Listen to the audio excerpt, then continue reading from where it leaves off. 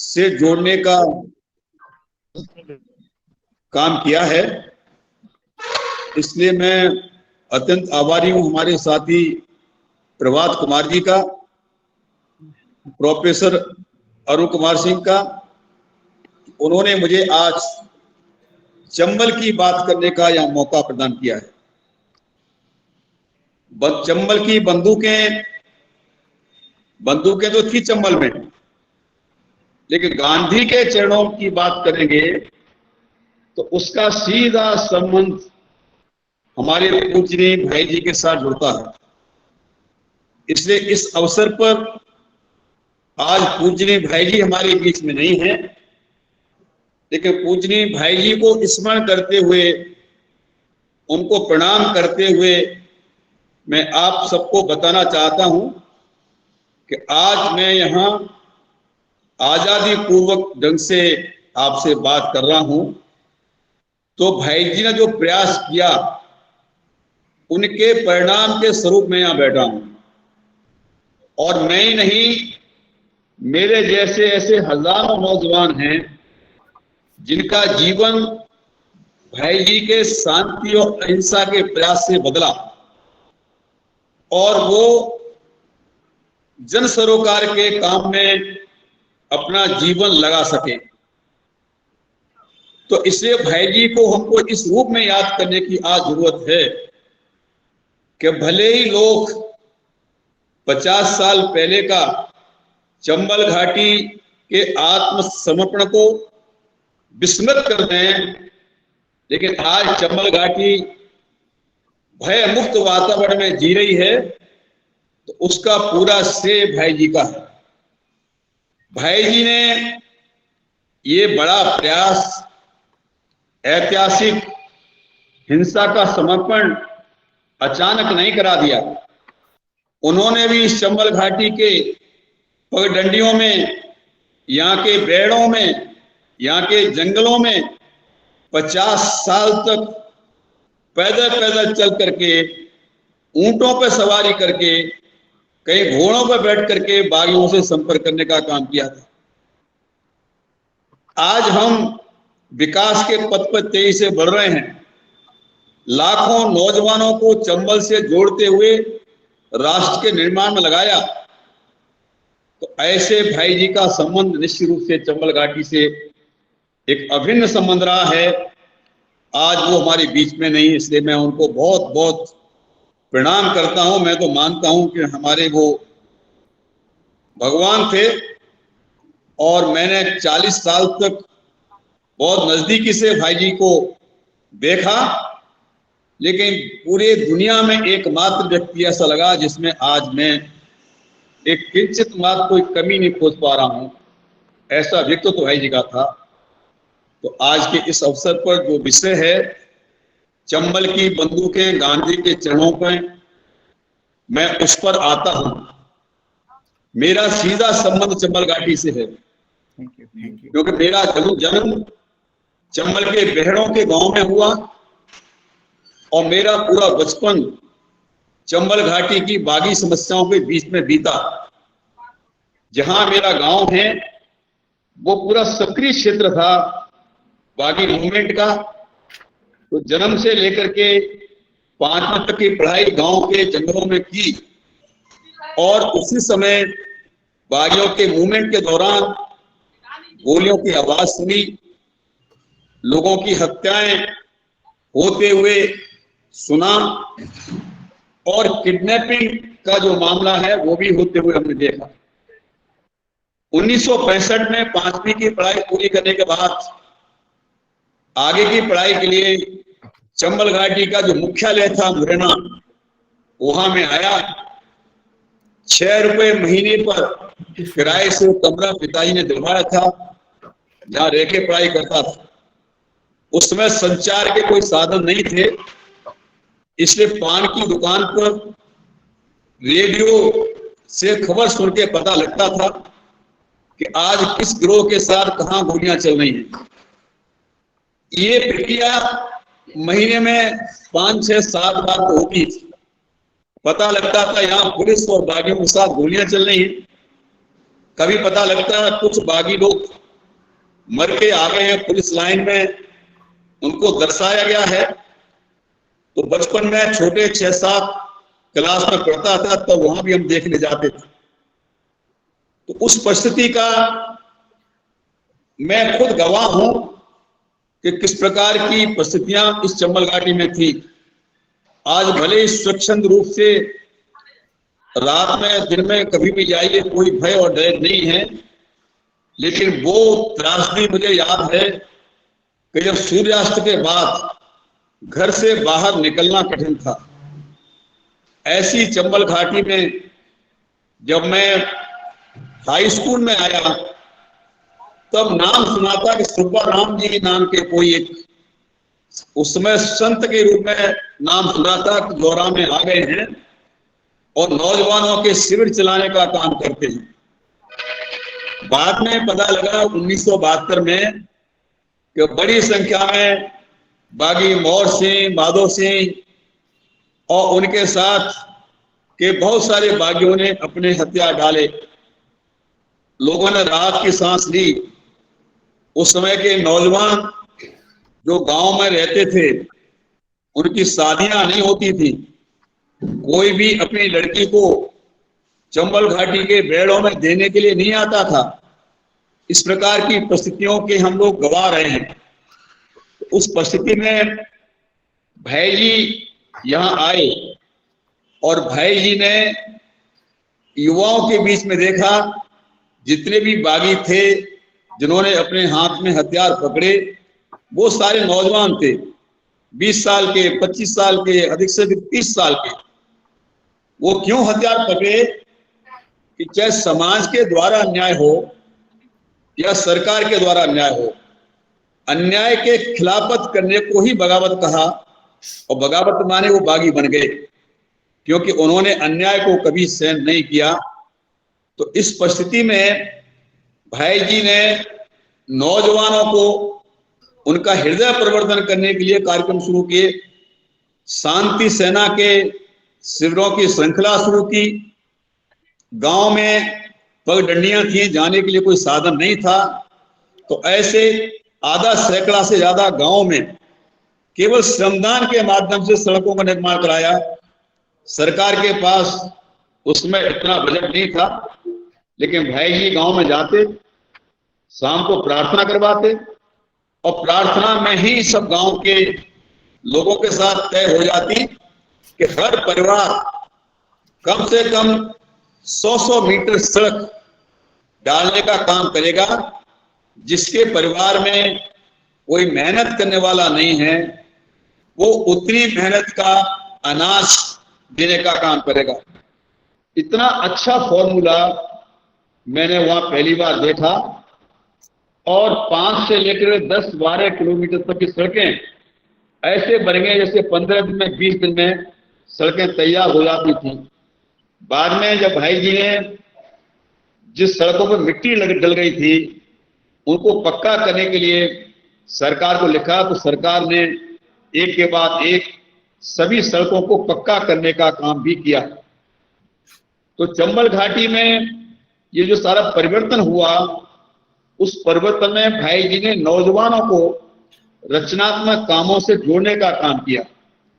नौजवान जो रचनात्मक काम छोड़ करके इस प्रकार की गतिविधियों में लगे थे, हिंसात्मक गतिविधियों में लगे थे, उनसे मोड़ करके सबको रचना के काम से जोड़ने का काम किया। शांति सेना बनी थी, जो गांव गांव में शांति की बातें करती थी, रचना की बातें करते थे। यहाँ के ग्रहों को समतुल्यकरण करने का काम शांति सेना ने प्रारंभ किया। जहाँ पेड़ काटे गए थे, बड़े पैमाने पर वृक्षारोपण करने का काम किया। ये उसकी बुनियाद थी कि चंबल के बागी नौजवान जिन्होंने हिंसा का रास्ता अख्तियार कर लिया है, जिनके हाथ में बंदूक हैं, उनको कैसे मुख्य धारा के साथ जोड़ा जाए। और इस काम की सफलता का राज ही इसमें था कि भाई जी ने सैकड़ों गांव के हजारों नौजवानों को रचनात्मक दिशा में लाने का काम किया और उसमें सफलता भी पाई। उन्हीं नौजवानों में से बहुत सारे लोग थे जो रात के समय भाई जी से आग्रह करते थे कि भाई जी पास में ही बागियों का गिरोह पड़ा हुआ है, वो भी चाहता है कि आपके दर्शन करें, अगर आप अपनी अनुमति दें तो उनके साथ हम आपकी बैठक निश्चित करवाने का काम करते हैं। भाई जी अनुमति देने के बाद फिर ये प्रश्न होता था वहां जाए कैसे, क्योंकि बहर में ऊंचे नीचे रास्ते थे, पगडंडियां थी, तो उन्हीं में से कुछ लोग ऊंट का इंतजाम करके लाते थे और ऊंट के ऊपर भाई पहले कभी ऊंट पर बैठे नहीं थे, लेकिन उसको बैठा करके और फिर वहां लेके जाते 5 किलोमीटर 10 किलोमीटर, और रात में बागियों के साथ भाई जी की बैठक होती थी। और उस बैठक का एजेंडा कुछ नहीं था, बैठक में आया हूँ दरबार तिहारे, आया हूँ दरबार तुम्हारे, इस प्रकार के भजन भाई जी उनको सुनाते थे और वो मंत्र मुग्ध होकर के सुनते थे और बाद में बोलते थे ऐसा लगता है ये भजन आपने हमारे लिए ही बनाया है। इन भजनों ने और भाई जी के प्यार ने, भाई जी के व्यवहार ने उनको ऐसे आकर्षित किया कि वो ये कहते थे कि सरकार के ऊपर विश्वास नहीं है, लेकिन भाई जी के ऊपर हमारा विश्वास है।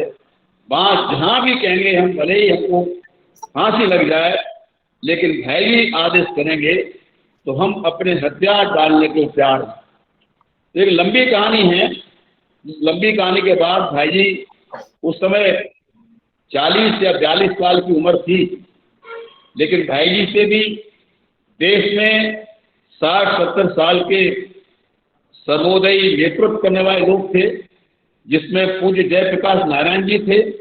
तो भाई जी को लगा कि वो रहेंगे तो हमको ताकत मिलेगी। बाद में जेपी जी तैयार हुए और यहाँ पर जौरा में भाई जी ने शांति केंद्र की स्थापना की थी, महात्मा गांधी सेवा आश्रम के नाम से। तो फिर ये क्या हुआ कि जहाँ महात्मा गांधी सेवा आश्रम, जहाँ पर भाई जी एक लंबे समय से शांति और रचना का काम कर रहे हैं, वही सबसे ज्यादा उपयुक्त स्थान है। यहीं पर बागियों के शांति का प्रयास किया जाए। उसके बाद में जो सरकार से बात हुई और ये तय हुआ कि इस पूरे तहसील के इलाके को, पूरे ब्लॉक के इलाके को शांति क्षेत्र घोषित किया जाए। तो ये पहले गांधीवादियों की मांग थी और ये मांग सरकार ने मंजूर कर ली। ये कहा इस क्षेत्र में जो भी बागी बंदूक के साथ भी प्रवेश कर जाएगा तो सरकार न उसको पकड़ेगी, न उसका एनकाउंटर करेगी, और उसके बाद में उसको तैयार किया जाएगा कि आप अपने हथियार डाल दें, हथियार सौंप दें और शांति से आगे का जीवन जिए। तो उसी की पृष्ठभूमि में ये था। ये करीब 1 महीने से ज़्यादा समय तक शांति के शिविर चले, बागी लोग आते थे। उस समय जेपी जी भी 2 हफ्ते तक वहाँ रहे और उनसे बातचीत करते थे, संतुष्ट होकर जाते थे। उसके बाद 14 अप्रैल 1972 को तय हुआ कि ये बागी हथियार डालेंगे। तो पहले दिन 174 बागियों ने महात्मा गांधी की मूर्ति के सामने अपने हथियार डाले। पूज्य जयप्रकाश नारायण जी वहाँ मौजूद थे। उस समय के मुख्यमंत्री श्री प्रकाश चंद्र सेठी वहाँ मंच पर विराजमान थे और ये करिश्मा भाई जी का करिश्मा था, क्योंकि उनका जीवन ही लोगों के लिए संदेश था। और अभी भाई जी के जाने के बाद हम लोग महसूस करते हैं कि भाई जी वास्तव में जन सरोकार के काम के लिए इस दुनिया में आए और पूरे जीवन भर 93 वर्ष 8 महीने जीवित रहने के बाद जन सरोकार के काम करते करते चले गए। मैं भाई जी का ये प्रत्यक्ष गवाह हूँ, जो इस बात को अनुभव करता हूँ कि भाई जी का जीवन जिस प्रकार से पारदर्शी था, सत्य पर आधारित था, अहिंसा पर आधारित था, स्वावलंबी जीवन था, ऐसा शायद अभी इस देश में मेरे संज्ञान में कोई ऐसे महापुरुष नहीं दिखाई दे रहे जिन्होंने अपना जीवन ऐसे जिया हो। और उन्हीं का परिणाम था कि कोई भी व्यक्ति भाई से मिलकर के प्रभावित हुए बिना नहीं रह पाता था। तो उसके बाद बागी आत्मसमर्पण की लंबी श्रृंखला चली। जोरा में होने के बाद फिर उत्तर प्रदेश और राजस्थान, इनके क्षेत्र में जो चंबल यमुना की घाटी है, यहाँ भी कई गैंग सक्रिय थे। तो उसको 1976 में राजस्थान के तालाबशाही और उत्तर प्रदेश के बटेश्वर में समर्पण हुआ, जिसमें भी 300 से अधिक बागियों ने अपने हथियार डाले। खरगा कपूरी जो राजस्थान के थे, जिन्होंने हथियार डाले, अभी सभी लोग शांतिपूर्ण जीवन जी रहे हैं। तो इसको जो परिवर्तन करने का काम भाई जी ने किया था, एक बड़ा काम था। उन्होंने अपनी जीवन शैली से हर चीज को अपने जीवन को उतार कर संदेश देने का काम किया। वास्तव में यही महात्मा गांधी की विचारधारा थी। महात्मा गांधी ने जो भी कहा उसको अपने शरीर पर उसका प्रयोग किया। उसके बाद फिर आम जन को कहा कि क्या सत्य है, क्या असत्य है। भाई जी ने भी इसी प्रकार के प्रयोग किए। भाई जी ने हर चीज को अपने खुद शरीर के ऊपर टेस्ट किया। टेस्ट करने के बाद लोगों ने भाई से सीखा और सीखने के बाद अपने जीवन में उसका प्रयोग करने का काम किया। अब चंबल घाटी अभी भी जब दक्षिण भारत में जाएंगे या दूसरे राज्यों में जाएंगे, तब अभी भी चंबल घाटी का नाम है। अभी भी लोगों को लगता है कि वहाँ शायद शांति का वातावरण नहीं हो, लेकिन अब चंबल घाटी पूरी तरह से बदल चुकी है। यहाँ पूरी तरह से शांति और अमन चैन है और विकास के रास्ते पर चंबल घाटी आगे बढ़ रही है। चंबल घाटी में जो दुनिया का ऐतिहासिक बागी आत्मसमर्पण का प्रयोग हुआ, महात्मा गांधी के सामने हिंसा का समर्पण हुआ, उसका परिणाम यह हुआ कि भाई जी ने इस शांति और अहिंसा के संदेश को पूरे देश में और उसके भी आगे दुनिया में ले जाने का काम किया। इसका भी मैं प्रत्यक्ष गवाह हूं। जब देश में सांप्रदायिक हिंसा फैली, भारत सरकार के गृह मंत्रालय ने भाई जी को निवेदन किया कि भाई जी आपस में सांप्रदायिक हिंसा फैल रही है, आप इसमें कुछ करिए। तो जब बनारस में भाई जी ने शिविर लगाया, उस शिविर में मैं मौजूद था। कर्फ्यू लगा था पूरे शिविर के दौरान, लेकिन कर्फ्यू के दौरान भी 300 लड़के लड़कियां सुबह से ही गाना गाते हुए बनारसी गलियों से निकलते थे। ये ताकत भाई जी की थी कि जब निकलते थे उसके बाद वो फूल बरसाने का काम करते थे। तो भाई जी ने बनारस में भी सद्भावना का संदेश दिया। अलीगढ़ में भी बहुत ज़्यादा तनाव था, लेकिन भाई जी वहाँ गए 500 युवक युवतियों को लेकर के। वहाँ हमने देखा जामा मस्जिद के सामने 10,000 की भीड़, भाई जी बैठे हैं। हम सबकी धड़कनें बढ़ रही थी, पता नहीं क्या होगा, लेकिन भाई जी ने ओम शांति से प्रार्थना शुरू की। किसी ने छूट तक नहीं की, और जब पूरी प्रार्थना हो गई तो सभी समुदाय के लोग भाई जी के पास आए, गदगद होकर गली से मिले। तो वो चमत्कार भी मैंने देखा।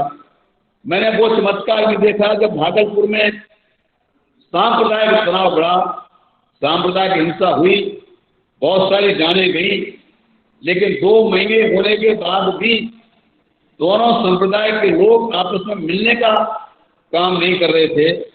जब भाई जी वहाँ गए 500 नौजवानों को लेकर के, मैं भी वहाँ मौजूद था, तब देखा कि पहली बार 2 महीने के बाद जब भाई जी की प्रार्थना समाप्त हुई तो दोनों संप्रदाय के लोग आकर मंच पर गले से गले मिले। सभी ने कहा कि भाई जी आपने हमको मिलवा दिया, 2 महीने से इतना भय था तो आपस में मिल नहीं रहे थे। तो ये चमत्कार थे भाई जी के, जो भाई जी ने अपने जीवन में शांति और सद्भावना का संदेश देते रहते करने का काम किया।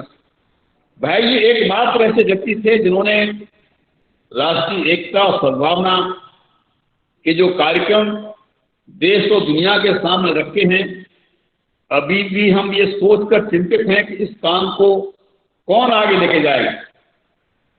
कार्यक्रम के प्रारंभ में सबसे पहले ये सुबह झंडा बंधन का कार्यक्रम भाई जी ने पूरे देश में फैलाया। अभी तो स्कूलों में भी, सरकारी कार्यालयों में भी लोगों को मालूम नहीं है कि झंडा को बंधन कैसे किया जाता है। हमने भाई जी सीखा किस प्रकार कतार में खड़े होते हैं, किस प्रकार झंडे को पोल के साथ बांधा जाता है, कैसे वंदे मातरम प्रार्थना के साथ शुरू करते हैं और जब अतिथि के भाषण के बाद जन मन गण के साथ समाप्त करते हैं। ये जो सिलसिलेवार भाई जी ने लाखों नौजवानों को इसका प्रशिक्षण दिया, ये वास्तव में अद्भुत है। राष्ट्रीय एकता को मजबूत करने वाला है, राष्ट्रीय एकता को जोड़ने वाला कार्यक्रम है, जो आज देश को जरूरत है। गांव गांव में जरूरत है, शहर शहर में जरूरत है, हर स्कूल में जरूरत है। लेकिन अभी चुनौती ये है कि भाई जी का ये झंडारोहण का जो कार्यक्रम था, उसको कैसे आगे बढ़ाया जाए, कैसे स्थापित किया जाए, ये आज की चुनौती है। भाई जी हमेशा बोलते थे कि उनकी मातृभाषा दूसरी है। हमारे देश की राष्ट्रभाषा भले हिंदी है, लेकिन यहाँ पर संविधान में तो 21 भाषा है, मातृभाषा जिनके स्थान मिला हुआ है। लेकिन छोटे बड़े स्तर पर बोले जाने वाली 1654 मातृभाषाएं, सभी लोग कहें कि सभी को अपनी अपनी मातृभाषा प्रिय लगती है। लेकिन अगर हम सभी लोग सभी भाषाओं को सम्मान करेंगे, सभी भाषाओं को ग्रहण करेंगे, तभी हमारी राष्ट्रीय एकता मजबूत होगी। नहीं तो भाषाओं के नाम पर तनाव बहुत जल्दी फैल जाता है। लेकिन बड़े पैमाने भाई जी के कार्यक्रम का, ये भाषा का कार्यक्रम एक अभिन्न कार्यक्रम था, जिसको हमेशा से भाई जी प्रोत्साहित करते थे, उसके महत्व को बताते थे। और इसलिए भाई जी ने पूरे देश की जितनी भी मुख्य भाषा हैं जो संविधान में हैं, सभी भाषाओं को भाई जी ने सीखा और उस राज्य में जाते थे तो उसी भाषा में बात करते थे। जब बंगाल में जाते तो बंगाली भाषा में बात करते थे, असम में जाते तो असमिया भाषा में बात करते थे, मणिपुर में जाते थे तो मणिपुरी भाषा में बात करते थे, महाराष्ट्र में मराठी में बात करते थे, तो पंजाब जाते तो पंजाबी भाषा में बात करते थे। ऐसा अद्भुत व्यक्तित्व मैंने कभी नहीं देखा, उसी भाषा में बात कर रहे हैं। ये तो सुना था जब चंबल घाटी में 1965 में चंबल नहर का निर्माण हो रहा था, उस समय कामराज जी यहाँ आए।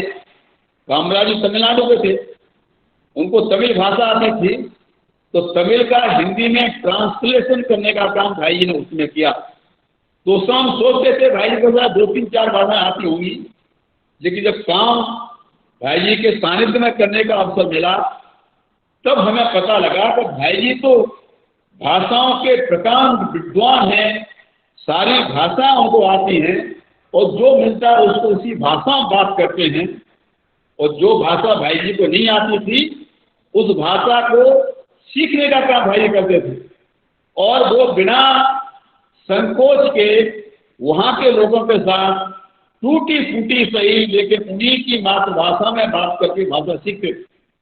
हमको फिर भी टूटी फूटी भाषा में बात करने में संकोच लगता है, शर्म लगती है, कैसे बात करेंगे।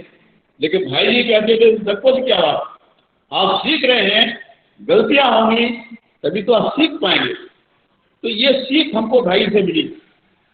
उसके बाद भाई जी जो सर्वप्रथम प्रार्थना करते थे, अभी मैं ढूंढ रहा हूं तो कोई भाई जी मिल जाए देश में, कोई भाई जी देश में मिलते नहीं, जो ईशावास्यम इदं सर्वं यत्किंचित् जगत्यां जगत्, ये सभी धर्मों की प्रार्थनाओं को उन्हीं की भाषा में करा सके, तो उसकी अभी भी हम खोज में जिसकी आप लोग, हमको अपने धर्म के बारे में, संप्रदाय के बारे में बहुत ज्यादा जानकारी नहीं है कि हमारे देश में कितने धर्मों का जन्म हुआ और कौन सा धर्म कहाँ लोग ज्यादा अपनाते हैं।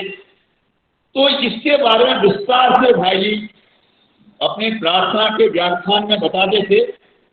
आज मैं जो कुछ कह रहा हूं तो भाई जी से सुना सीखा वही है, ये किताबों में पढ़ा हुआ मैं नहीं बता रहा हूं।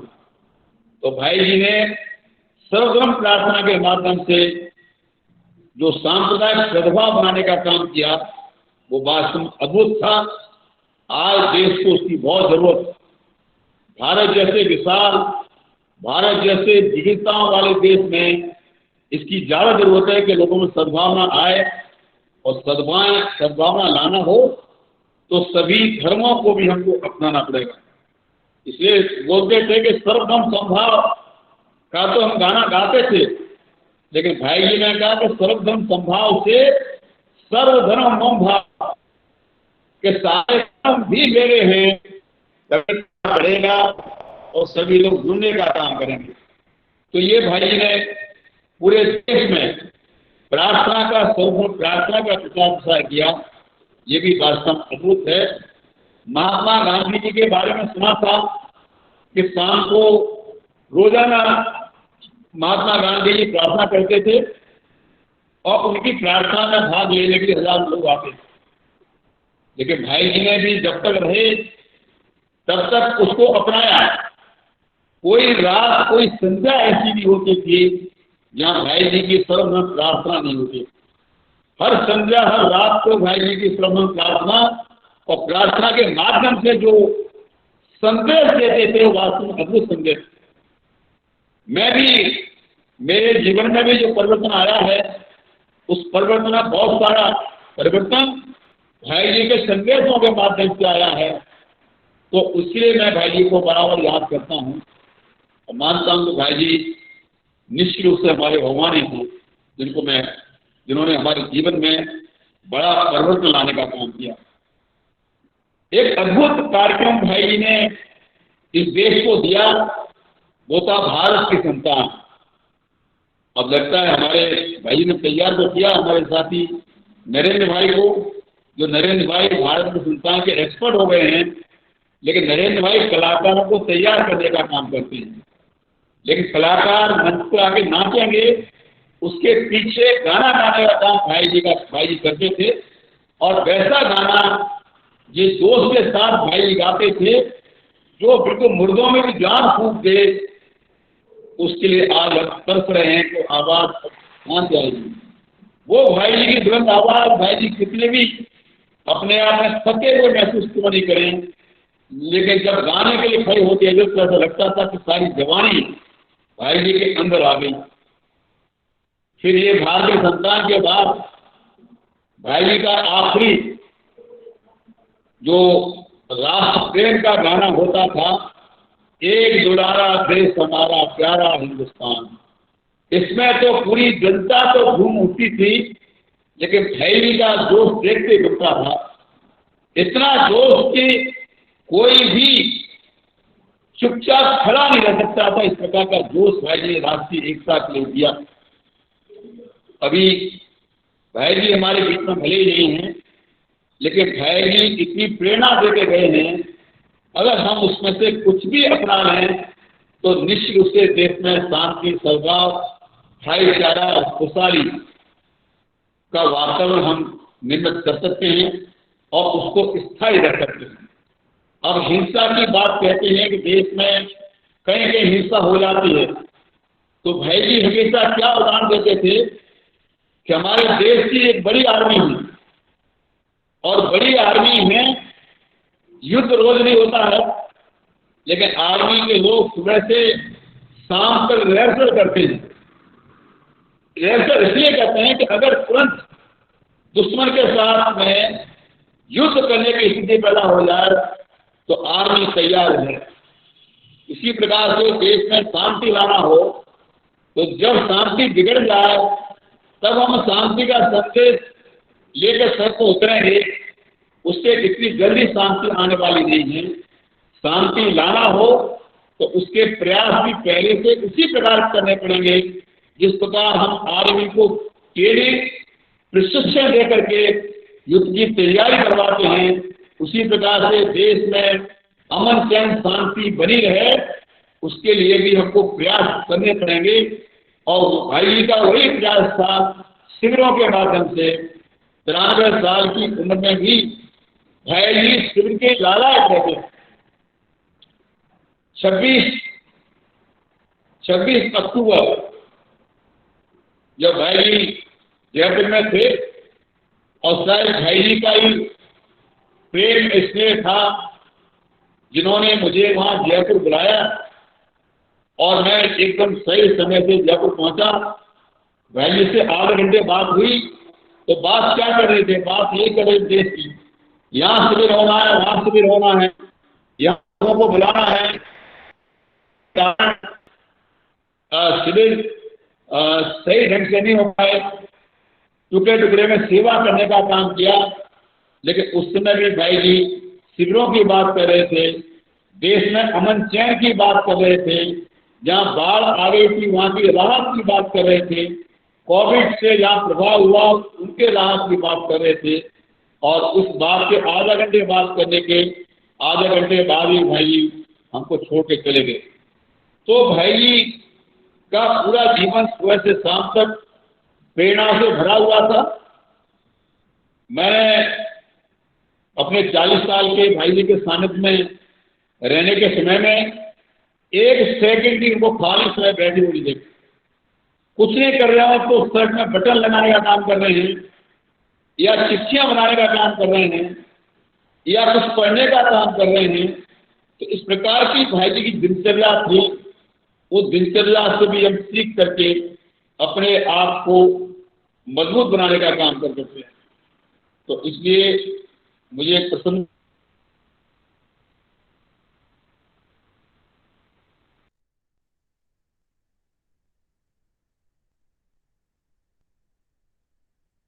का जो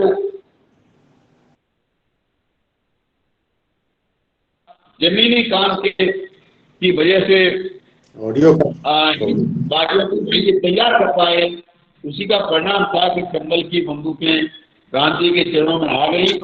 अगर भाई जैसे कर्मठ कार्यकर्ता, जमीन कार्यकर्ता नहीं होते तो चंबल की बंदूकें गांधी के चरणों में लाना उतना आसान नहीं था। तो यहाँ पर चंबल घाटी में एक इतिहास की रचना हुई। वो वास्तव में वो अद्भुत रचना थी। और मेरे जैसे बहुत सारे लोग हैं, बहुत सारे लोग चले गए जिन्होंने भाई से प्रेरणा ली, और भाई से प्रेरणा लेने के बाद उनके जीवन में एक बड़े परिवर्तन आए।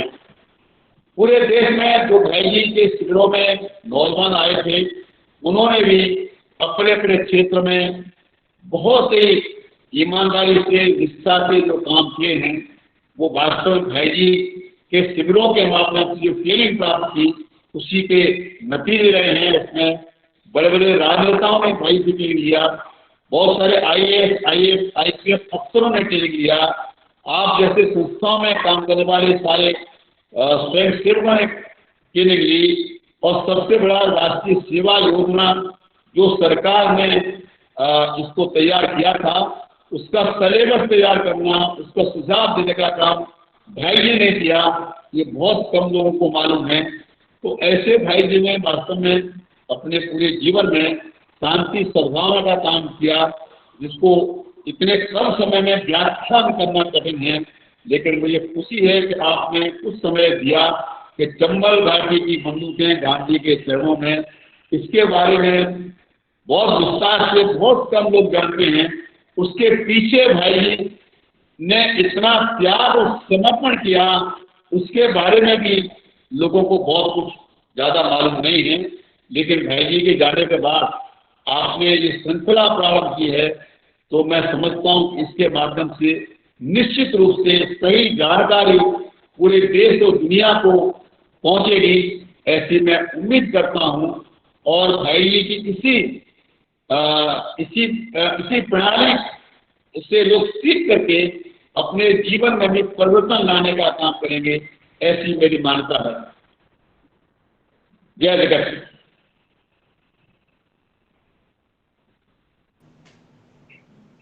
अभी हम लोगों ने रण सिंह भाई के वक्तव्य को सुना, और चूंकि भाई जी के साथ उनका 40 वर्षों का जुड़ाव रहा है, और वो खुद बिहार से ही आते हैं, इसलिए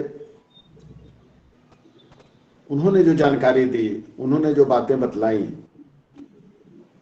उससे आज जो हम लोग यहाँ इस वेबिनार से जुड़े हुए हैं, उन लोगों को वास्तविक स्थिति का पता लग पाया।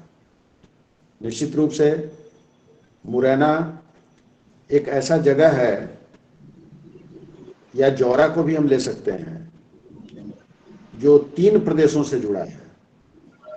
बगल में उत्तर प्रदेश, उसके बगल में राजस्थान और मध्य प्रदेश। निश्चित रूप से जो चंबल के बागी थे, उनके लिए बहुत ही मुफीद स्थिति होती थी कि वो अगर कुछ घटना इधर हो तो उधर चले जाएं, उस प्रदेश से इस प्रदेश में चले जाएं। और उस समय कोई एक साधारण बात नहीं थी। अभी तो लग रहा होगा कि नहीं साहब, भाई जी की आभा इतनी बड़ी है कि चंबल में ऐसा कुछ हो गया होगा। लेकिन जिस समय भाई जी ने इन कार्यक्रमों को शुरू किया होगा, उसमें कितनी हिम्मत उनके अंदर होगी अंदर से, क्योंकि उसमें जाने भी जा सकती थी। जब बागी लोगों को ऐसा लगता कि ये हमारे काम में हस्तक्षेप करने के लिए आए हैं, हमारी जो अपनी राह है उसमें रुकावट पैदा करने के लिए आए हैं, तो उसमें उनके साथ और दूसरे लोगों की भी जाने जा सकती थी। लेकिन भाई जी के व्यक्तित्व में जो एक प्रभाव था, एक जो आकर्षण था, एक जो खिंचाव था, उसके कारण भाई जी के सामने आने वाला कोई भी व्यक्ति हिंसक नहीं रह पाता था। मैंने बहुत नजदीक से भाई जी को देखा। बच्चों के साथ भी भाई जी उसी तरह से जुड़ते थे जिस तरह से एक युवा के साथ जुड़ते थे, एक प्रौढ़ के साथ जुड़ते थे, एक बुजुर्ग के साथ जुड़ते थे। तो ये एक अद्भुत उनके व्यक्तित्व का एक आयाम है, जिसमें एक व्यक्ति किसी से भी जुड़े और वो व्यक्ति उसको अपना समझे। निश्चित रूप से जो आज आदरणीय रण सिंह भाई ने हम लोगों के सामने जो प्रस्तुत किया, उन सारी चीज़ों को, और उस समय आज तो जोड़ा बहुत ही एक अच्छे ढंग से जोड़ा आश्रम की स्थिति हो गई है। लेकिन हम लोग अंदाजा लगा सकते हैं कि जिस समय भाई जी ने उसकी स्थापना की होगी और महात्मा गांधी आश्रम की, उस समय जोड़ा बहुत ही इंटीरियर एक तरह से हम कह सकते हैं, क्योंकि मुरैना से भी लगभग 20-22 किलोमीटर की दूरी है उसकी। उस समय रोड भी नहीं रहे होंगे। अभी तो रोड इतना अच्छा रोड था कि कोई दिक्कत हम लोगों को नहीं हुई मुरैना से उतर के। लेकिन उस समय हम लोग अंदाजा लगा सकते हैं कि किस तरह से भाई जी वहाँ गए होंगे और फिर वहाँ के लोगों के सहयोग से उस बिहार के, उस चंबल के लोगों को गांधी के चरणों में, गांधी की मूर्ति के सामने, गांधी तो थे नहीं लेकिन, और इसलिए शायद जयप्रकाश, आदरणीय श्रद्धेय जयप्रकाश नारायण जी का भी आशीर्वाद उनको मिला और उस आशीर्वाद को लेकर वो आगे बढ़े। भाई जी के जो कई जो ये आयाम हैं, उसके अलावा भी उस पर भी रण सिंह भाई ने विस्तार से चर्चा की है। हम चाहेंगे कि हमारे साथ दो प्रोफेसर विकास नारायण उपाध्याय जी, और जो RDS कॉलेज मुजफ्फरपुर के शिक्षक रह चुके हैं राजनीति विज्ञान के, और साथ ही साथ मेरे छोटे भाई की तरह रविंद्र चौधरी जी जो बगहा गवर्नमेंट कॉलेज के प्रधानाचार्य हैं, वे लोग भी जुड़े हुए हैं, और भी बहुत सारे लोग जुड़े हुए हैं। तो हम चाहेंगे कि 2-2 मिनट, 3-3 मिनट अपने श्रद्धांजलि के शब्द, चूँकि विकास जी भी, भाई जी के साथ विकास जी को भी काम करने का मौका मिला है और रविंद्र बाबू को भी काम करने का मौका मिला है। हम लोग के छात्र मुकेश जी जो कालिंपोंग से जुड़े हुए हैं, हिंदी के शिक्षक हैं वहाँ पर कालिंपोंग में, और वहाँ से जुड़े हुए हैं, क्योंकि भाई जी के अनेक शिविरों में इनको जाने का मौका मिला है। मुकेश झा जी तो यहाँ मुजफ्फरपुर में भाई जी के कार्यक्रमों को आगे बढ़ाने में उनका बहुत ही योगदान है, वो भी जुड़े हुए हैं। अन्य भी बहुत सारे लोग जुड़े हुए हैं। तो हम चाहेंगे कि पहले जो हमारे दो आदरणीय मेहमान हैं, प्रोफेसर विकास रायन उपाध्याय जी और प्रोफेसर रविंद्र चौधरी जी, वे लोग भाई जी को श्रद्धांजलि अर्पित करेंगे। पहले प्रोफेसर विकास जी।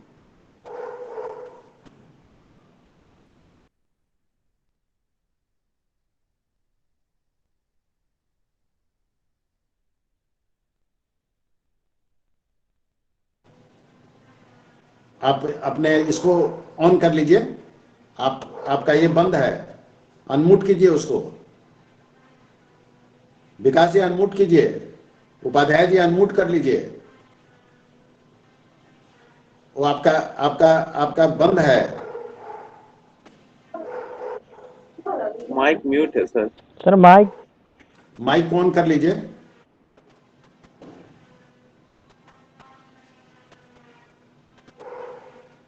विकास जी माइक को ऑन कर लीजिए।